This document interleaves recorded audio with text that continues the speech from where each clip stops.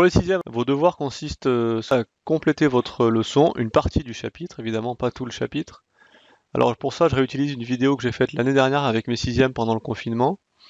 Donc vous aurez peut-être certains commentaires qui seront pas adaptés puisqu'ils étaient faits pour des élèves qui étaient confinés. En tout cas, ça vous permettra de compléter les exemples. Donc vous suivez la vidéo comme vous l'avez déjà fait une fois, et puis vous notez votre leçon jusqu'à la fin de la vidéo.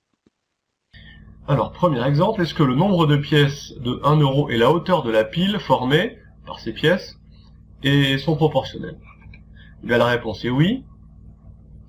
Et l'année dernière, les élèves m'avaient répondu oui. Avec 2 fois plus de pièces, on obtient une pile 2 fois plus haute.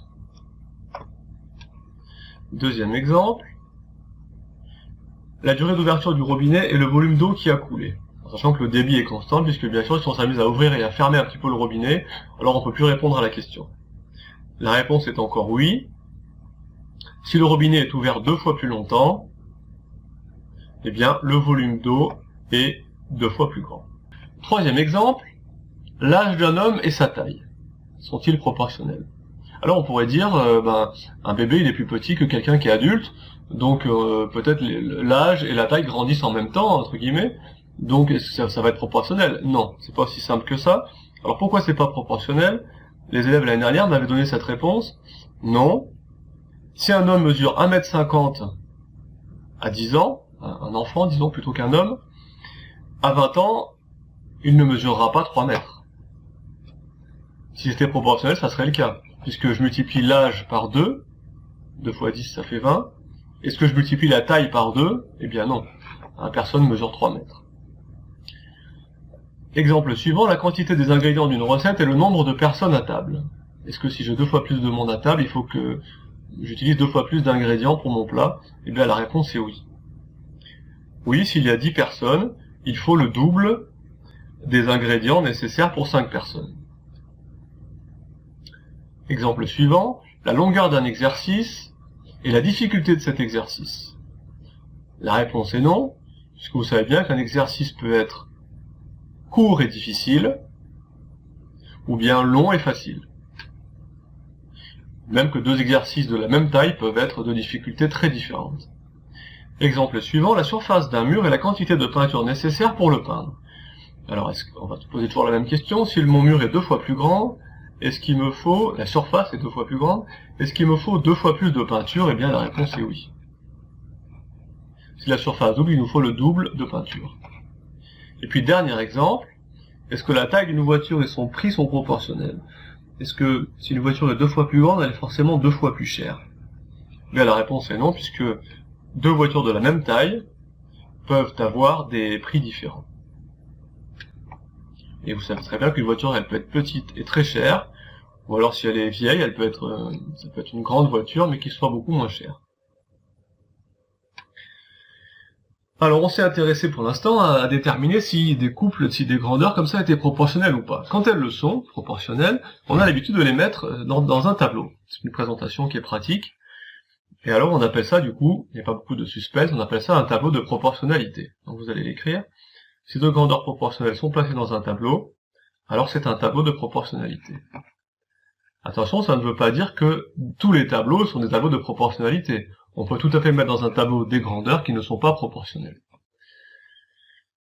Alors je m'intéresse pour cet exemple à la masse des bonbons en grammes et le prix en euros. Ce sont bien des grandeurs proportionnelles, puisque si j'achète 2 fois plus de bonbons, qui sont vendus au poids, je vais payer 2 fois plus cher. Alors j'ai choisi comme prix, pour 100 grammes, 2,89 €. Alors je mets pas grammes ici et euros ici, puisque je l'ai écrit ici. J'ai marqué ici entre parenthèses en grammes et ici en euros. Cela m'évite de l'écrire à chaque fois dans chaque case du tableau.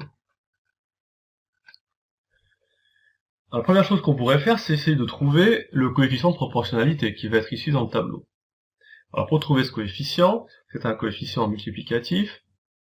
Donc je me pose la question, puisque la flèche elle va du haut vers le bas, je me pose la question 100 fois quelque chose qui fait 2,89. Donc c'est une multiplication à trous. Pour trouver le résultat d'une multiplication à trous, c'est comme si je me posais la question dans 2,89, combien de fois 100 J'obtiens la réponse en faisant une division.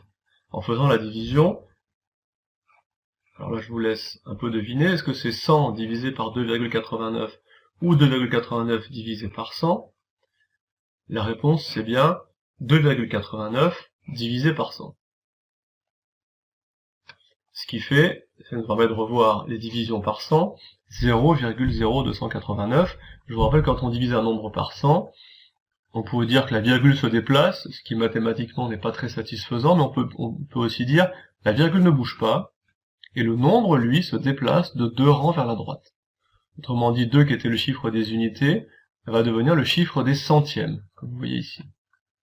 Donc ce coefficient étant trouvé, je peux le mettre dans mon tableau, multiplié par 0,0289.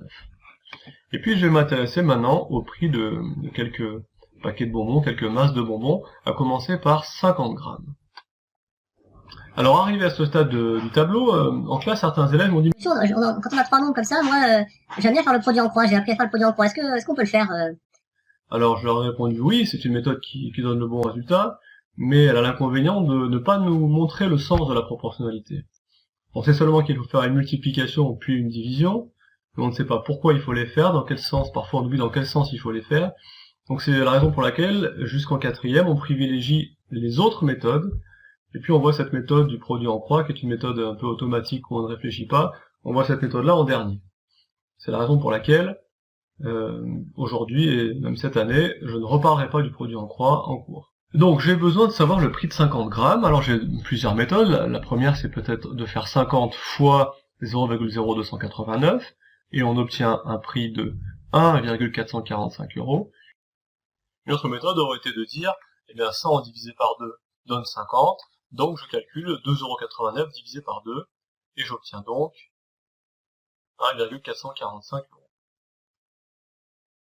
Autre masse de bonbons, 200 grammes. Alors 200 grammes, même chose, je peux faire 200 fois 0,0289, ou bien je peux faire le prix de 100 grammes, qui est ici, multiplié par 2. Dans tous les cas, je trouve 5,78 €. Et enfin, le prix de 1000 grammes, qui correspond à 1 kg, puisque kilo veut simplement dire 1000.